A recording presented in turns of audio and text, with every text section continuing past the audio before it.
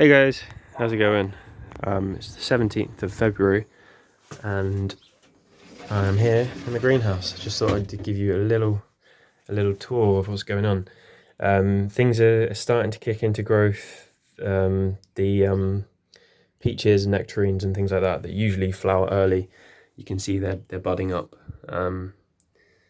Starting in this corner, I've got the peregrine peach, which is actually my only in-ground tree. It's quite hard to see. It is planted in ground down there. And it did have a grapevine growing up over it. I've removed that and taken that to the allotment because I wanted to give it as much space as I could, because it was such a delicious variety. Last year, I think I had maybe 5 or 6 peaches, and that was the first year it had been planted. So I'm hoping this year to get, like, if I can get like 10 decent peaches off of it, I'll be pretty happy, because it's, fairly limited in space where it's able to grow.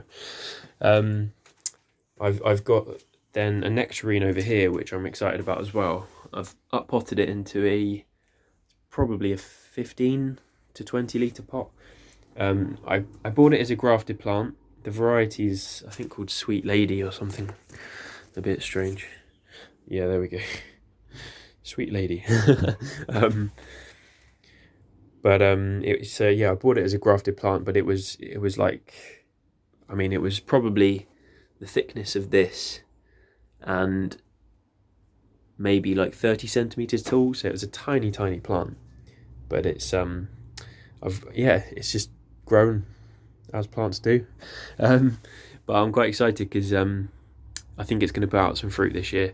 It put a couple out last year, but they got eaten before I noticed them. So yeah, excited about those things, stone fruits. I've got the citrus all over the back here, which it does quite well actually, because especially the grapefruit is quite a tall plant.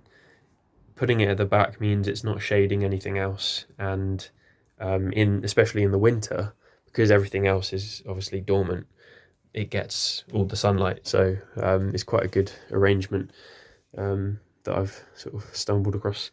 But yeah, the grapefruit's actually got a ripe fruit. Well, not quite ripe, a ripening fruit on it, which you can see through here. It's probably the size of about a tennis ball, to be fair. And it's starting to yellow. It's starting to soften. The variety is called Marsh Seedless, so I'm quite excited to see that ripen up, even though I'm not the biggest fan of grapefruit, because the aftertaste is just quite difficult to get used to. But so yeah, I got the grapefruit there. There's a lemon over there which has been repotted. In fact, most of the citrus have been repotted this year, so I am seeing some leaf drop, but I think that will probably fix itself as the season progresses. Give them all a really good feed soon. This is a Satsuma, which was I saw some other YouTubers having quite good success with. It's not a named variety, but the species is called Citrus unshu. Unshu? It's really difficult to, when there's like a lot of light and contrasting with shadow, the camera finds it quite difficult to pick things up. So I'm quite excited to see if this flowers for me this coming season. So yeah, quite excited for that. Little lemon tree gifted to me by my dad for Christmas. I've already had a lemon off of it. And I'm hoping it flowers this spring as well. And then little calamondin over there with the little fruits all over it.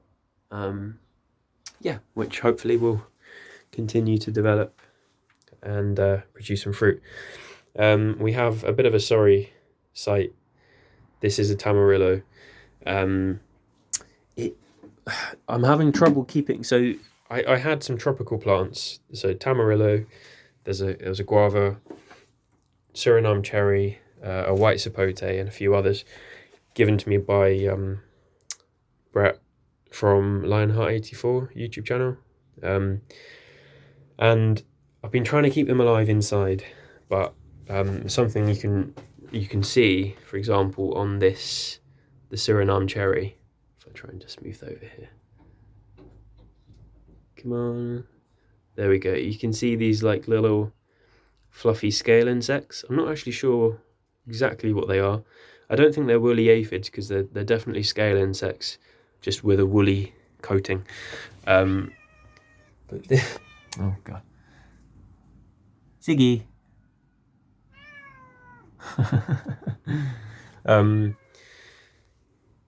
Yeah, so this is usually on the windowsill upstairs, but because it's getting these pests, I've decided to try and bring it down whenever it's like a decently warm day. So hopefully natural predators will come in and clear those up a little bit. The Tamarillo has unfortunately, this has actually stayed in the greenhouse, and it was putting out new shoots, but it's just been killed back by the latest load of frosts.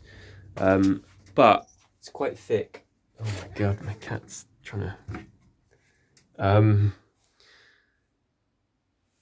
what was I saying? The trunk's quite thick. I'm hoping that it will put out some new shoots from these nodes. The guava is also not looking very good, but I'm hoping that actually it leaves out again in the spring. I did cut into it and it is green, so yeah, quite excited for that. I've got a lot of fig cuttings upstairs, and two that I'm really wanting to work, but I've always seemed to have trouble with, is the variety Smith. I've got some Black Madeira upstairs that are really doing well, like putting out loads of roots and everything. But the Smith, there's one there, which are usually upstairs. They're just not putting roots out.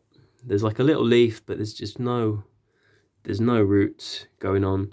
So I thought I'd bring them down today because it's sunny, as well as the Suriname cherry. Because it's actually really warm in here. Let me see on the thermometer.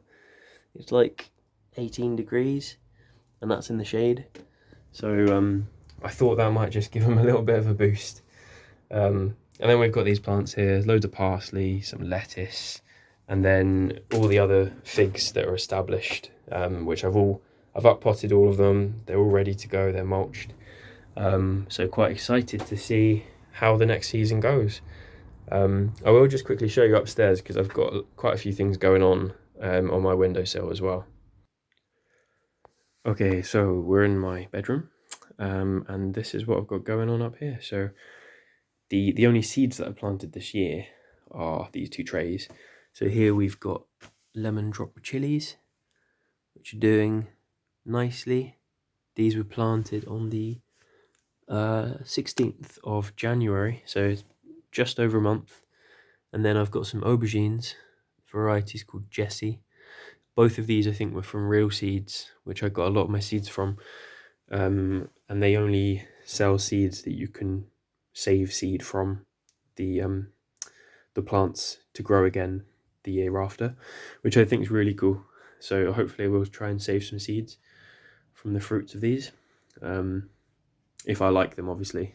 But yeah, and then I've got, this is the white sapote.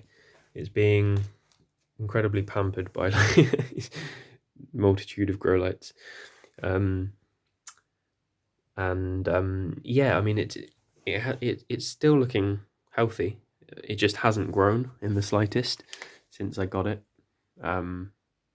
But yeah, I think as soon as the weather's reliably warm, I'm going to put it in the greenhouse and hopefully we'll get some growth out of it, because quite excited to see if I can grow the white sapote. Then I've got various fig cuttings. These are I planted at the same time as the Smith that I showed you downstairs. You can see there all the roots that these ones are putting out, and then you can see like the growth is quite a lot more significant than the Smiths as well. So yeah, you know, happy that I've got some Black Madeira that are doing really well, but I really would like to get a Smith as well to work. And then lastly, the sweet potatoes. So I'll just show you here. This sweet potatoes put out all of these roots. It's half submerged in water. I'm going to make a video about this because there are a few little things that have really helped this year to to get it to root. And then I don't know if you can see, but there's just the smallest little shoots coming out there, which will be the sweet potato slips, basically just plants that you then cut off and then plant in soil, and then they'll root, and then you can grow new sweet potato plants from them. I've tried the water method. I've also tried this method as well, which is working. One sec. So basically just half covered the sweet potatoes with a sort of free draining gritty soil mix, and then watered it, and it's taken a bit longer, but you can't really see it, to be honest. There you can. There's a little sweet potato leaf coming out of that tuber. So yeah, quite excited. I think this is going to produce a good amount of sweet potato plants. The variety is called Murasaki, and these are all sweet potatoes that I saved from my crop last year. And I'm excited because last year I had to dig them up early because I was changing my allotment plot. But this year I can leave them in for a lot longer. So yeah, there we go. There's my little setup upstairs, as well as obviously like the house plants and stuff that I've got. But yeah, anyway, thanks for watching the video, guys. Sorry it's been quite a long one. Lots of peace, lots of love, and I'll speak to you soon.